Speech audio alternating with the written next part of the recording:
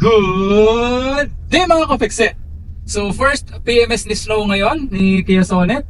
So today is June 28, 2025 and marks the 6th month ni Snow. Actually patapos na yung 6th month niya. So today is the first PMS, no? And I already have the quotation, pero syempre upon checking up the car sa kasa, may possibility na magbago yun. But I insist na change oil lang yung gagawin sa kanya. So let's see mga ka-Fixit, no? So samahan nyo ako sa pagpunta sa Kia Bacoor. Let's go!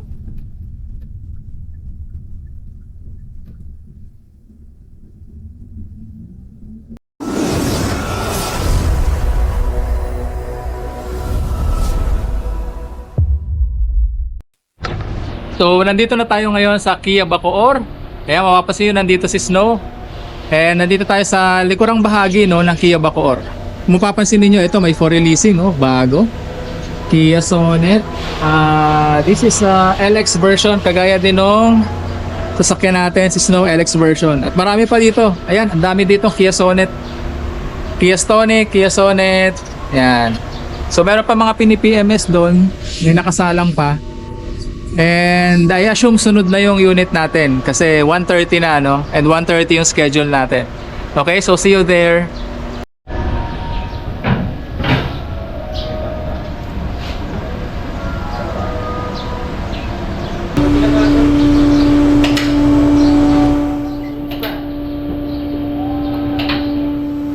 Inano ko lang po. Nilinis ko lang ng konti bago umalis.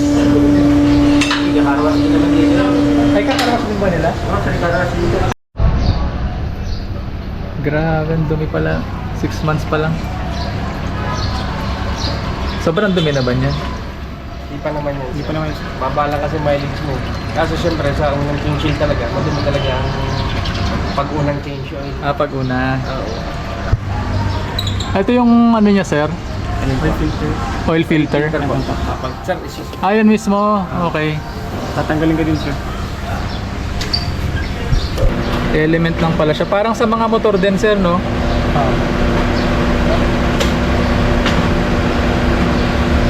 Patingin ako, sir. Oo. Ganyan naman talaga. Dapat nilulubricate yung ring para hindi hindi siya mag-leak. Ang galing. Kasi yan yung ring para sa takip.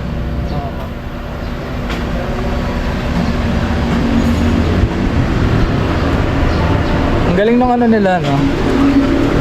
Yung oil. Ayan, fully synthetic, total energized quartz Ineo MC3 5W30 yung viscosity niya, 1 liter. Ayan, 4 na litro. 4 na litro para kay Snow, Kia Sonet. Tapos ito yung kanyang oil filter. Ano siya, no? Element. Oil filter element. Hindi siya yung usual na lata. Ayan, dito siya galing. Oil filter, Kia genuine parts. Alright. Tapos meron din sila ditong multi-purpose spray. I assume cleaner to. Ayan. At brake cleaner. Alright. At yung ating drain plug and washer. Syempre ino-oilan din yung ring, o-ring para sa proper seal, no? Hindi siya mag-leak.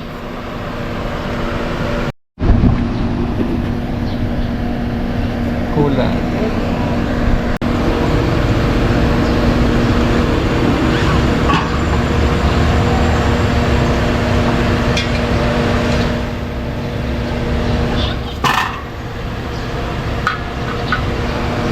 Sir, ano pangalan mo, sir? Rod po. Rod? Rod. Kaya si Sir Rod. Dito yan sa Kia Bacoor. Ganito yung itsura ng ilalim ng Kia Sonet 2025. Ito yung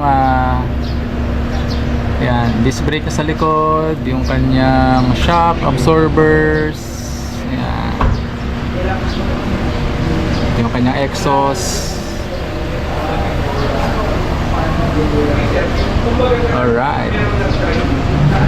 Dugtungan lang pala tong exhaust niya, oh. Pwede pala magpalit ng head ng exhaust. Yung dulo lang, tapos ikakabit mo dito. Mas malaking exhaust, di ba? Pwede. Ayan yung kanyang goma rito sa exhaust para hindi maingay pag nagbabibrate. Kasi technically may vibration talaga yan. Tapos ito yung, I assume ito yung kanyang catalytic converter. Ayan.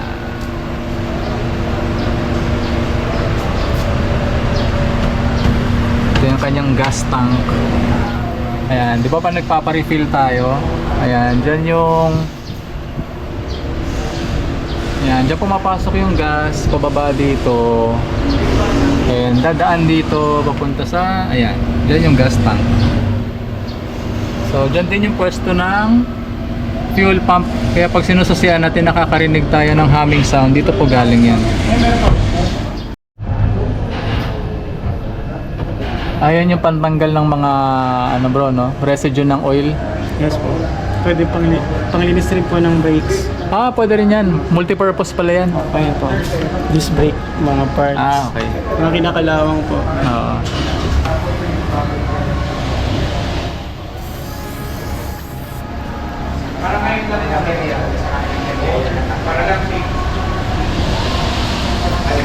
So, ito yung oil filter. Ito yung drain plug para sa engine oil. Ito yung drain plug para sa ATF. Ito. Ayan. Ayan, basic information.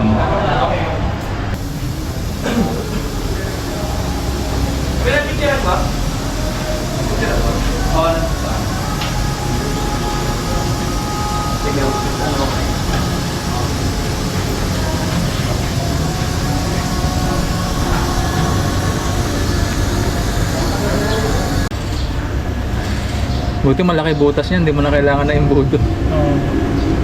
Pag nilagay po kasi na yung budo, sir, hindi siya pumapasok ng maayos po. Ganyan din ako mag-change oil doon sa Mirage ko, hindi ko na ginagamitan na imbudo. Ang laki rin kasi ng ano nun. Oh.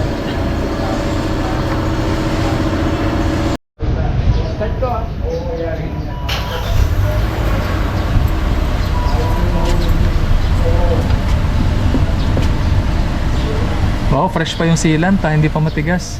Hindi sir, kahit ilang taon to. Kahit ilang taon, ganyan talaga yan. Hindi natigas.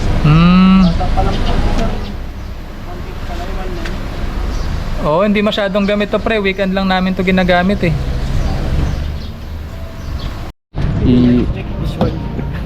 Sisikwatin ko lang to kasi yung pinaka-stopper niya pumasok dito. Ngayon kung mauulit, tsaka mo na siya orderan ng ano. Ng parts. Okay. Pasok naman to sa warranty. Bakit puno yung? Yung, kumbaga, lagpas sa maximum. Yung ganyan po. Lumalampas sa pangalawang... Pag umaga, Okay. Dahil... bumababa po yung oil niya. Kasi cold start po. Pero ako never ko na-experience yun. Never Pag nagche-check ako, kasi bago ko talaga paandarin to, chine-check ko yung level. Nasa tamang level naman. Madalas kasi pag madalas di pinapaanda. Lumalagpas talaga. Lumalampas siya. Pero yung kunti lang naman talaga sir na ano. Wag naman yung sobra-sobra. Ibig sabihin sobra yung oil nun. Opo. Kasi sobra o kulang, makakasama sa makina yun eh. Dapat tamang level lang. Sakto lang po. So yun, 3.5 muna, tapos paanda rin yung makina a few minutes. Bababa yung level ng oil, tapos saka mo siya ita-top up ng 0.5 ulit para 4 liters yung laman niya.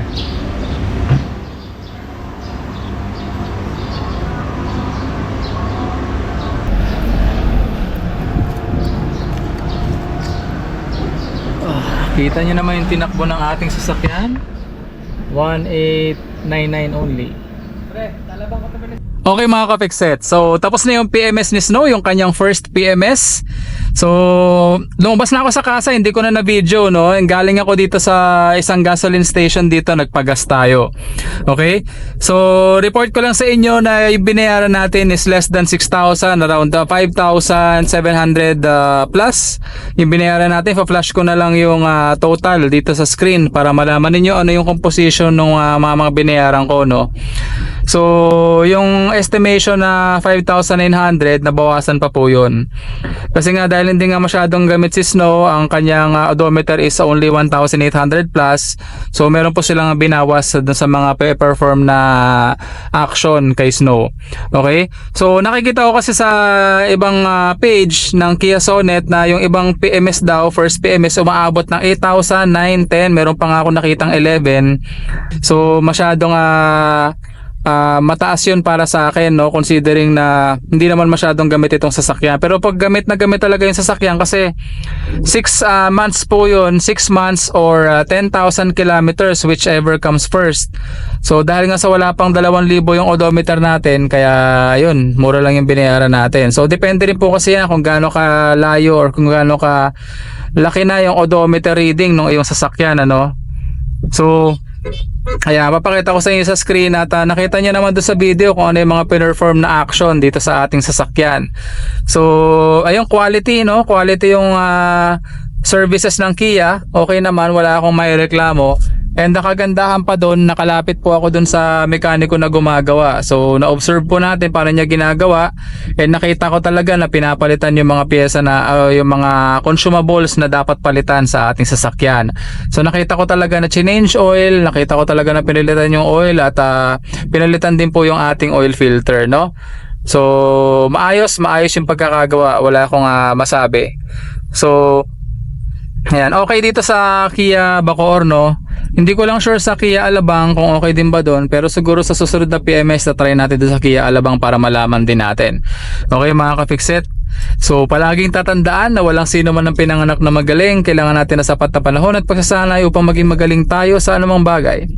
More of these videos in FID TV, sharing information.